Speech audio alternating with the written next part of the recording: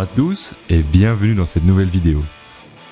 Dans cette vidéo, nous allons voir combien gagnent les coureurs du Tour de France. Le Tour de France 2022 a débuté le 1er juillet. Plus de 2,2 millions d'euros de primes seront versés au total à différents participants. Le vainqueur du Tour touchera quant à lui au minimum 500 000 euros. Les sommes en jeu dans le cyclisme restent toutefois largement inférieures à d'autres sports. Les 176 participants de la 109e édition du Tour de France se sont lancés vendredi 1er juillet de Copenhague. Longue de plus de 3300 km, cette édition s'achèvera, comme de coutume, sur l'avenue des Champs-Élysées, le dimanche 24 juillet. Près de 2,282 millions d'euros seront distribués par l'organisateur en fonction des performances sur l'ensemble du Tour et au cours de chaque étape. Les primes les plus importantes sont versées aux coureurs les mieux placés au classement général. Le vainqueur du Tour de France recevra ainsi 500 000 euros. Les primes sont ensuite versées de manière dégressive. Elles se répartissent de la manière suivante.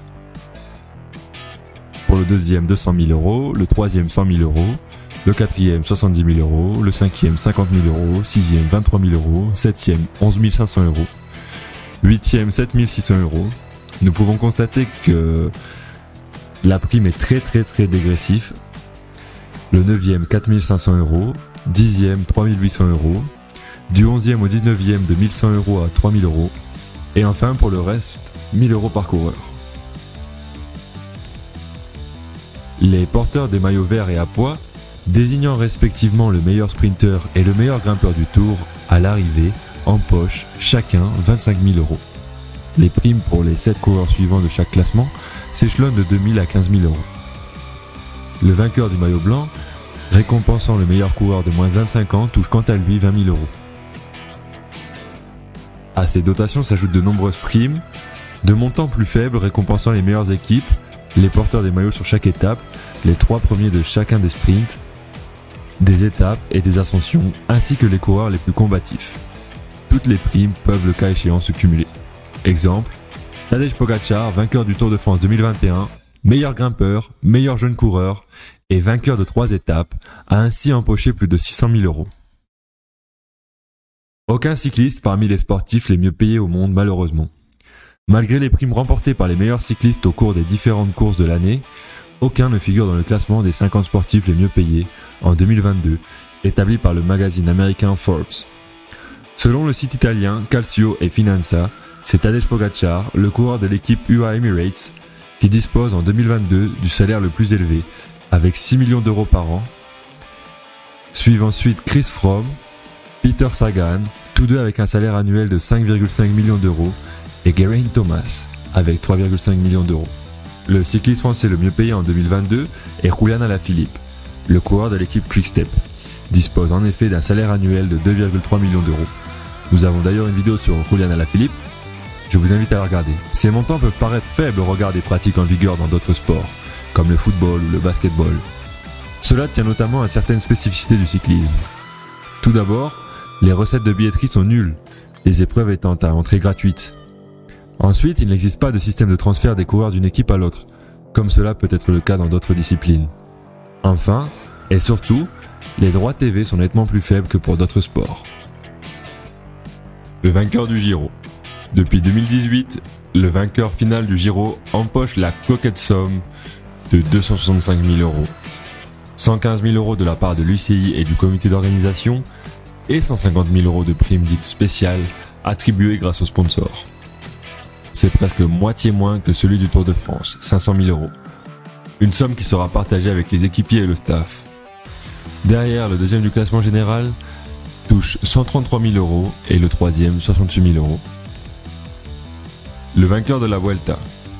Le vainqueur du classement général final du Tour d'Espagne empoche la coquette somme de 150 000 euros. Parmi les 3 grands tours, c'est la dotation la moins élevée pour un vainqueur final. En effet, cette année, Jonas Vingegaard, vainqueur du Tour de France, a raflé 500 000 euros, tandis que Jay Hindley, lauréat sur le Giro, a remporté la somme de 265 000 euros. Derrière, le deuxième du classement général touche 57 000 euros, le troisième 30 000. Des primes sont décernées aux 20 premiers du classement général de manière logique. Plus on est bas dans le classement, moins on touche d'argent. Maintenant, intéressons-nous au cyclisme féminin. Le 24 juillet 2022, 144 coureuses ont pris le départ du Tour de France de femmes. Environ 250 000 € de primes seront versés aux différentes participantes. C'est près de 10 fois moins que pour les hommes. La gagnante du Tour touchera quant à elle au minimum 50 000 €, contre 500 000 pour Jonas Vingegaard. Un système de rémunération au mérite. D'une manière générale, les coureurs sont payés à l'année par leur équipe. En principe, pour le monde du cyclisme comme dans toute autre discipline sportive, le système de rémunération se fait en fonction de l'expérience de chacun. Je vous propose ainsi de découvrir la grille qui se présente comme suit: de 30 à 40 000 € pour un débutant, 60 000 à 80 000 € pour un expérimenté, de 100 000 à 150 000 € pour du haut niveau. Quand un coureur arrive dans un statut dit hors catégorie pour les meilleurs, à partir du moment où un professionnel a le potentiel de décrocher un titre au cours d'une compétition majeure, sa prime annuelle avoisine les 300 000 €.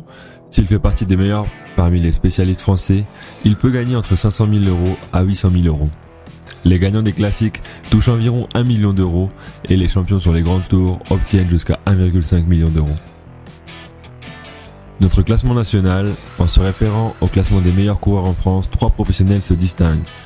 Julian Alaphilippe, considéré comme le cycliste français le mieux payé, 2,3 millions d'euros. Thibaut Pinot de la FDJ Groupama, 2 millions d'euros. Romain Bardet chez AG2R La Mondiale, 1,7 million. Excepté les grands monuments du World Tour, Milan-San Remo, Tour des Flandres, Paris-Roubaix et Liège-Bastogne-Liège, les vainqueurs des classiques printanières touchent 16 000 €. Paris-Roubaix est la course la mieux rétribuée avec 30 000 € pour son vainqueur, contre 20 000 € pour les lauréats de Milan-San Remo. Le Tour des Flandres et Liège-Bastogne-Liège. Au total, c'est Paris-Roubaix qui récompense le mieux les coureurs. Le montant total des prix distribués au peloton atteint les 91 000 €, contre 50 000 € par jour pour les grands monuments de l'UCI, et 40 000 € pour les autres courses du printemps. Et voilà, c'est déjà la fin de cette vidéo. Si elle t'a plu, dis-le moi pourquoi dans les commentaires. Si elle t'a déplu également, mets un like ou un dislike, et moi je te dis à bientôt. Allez, ciao ciao.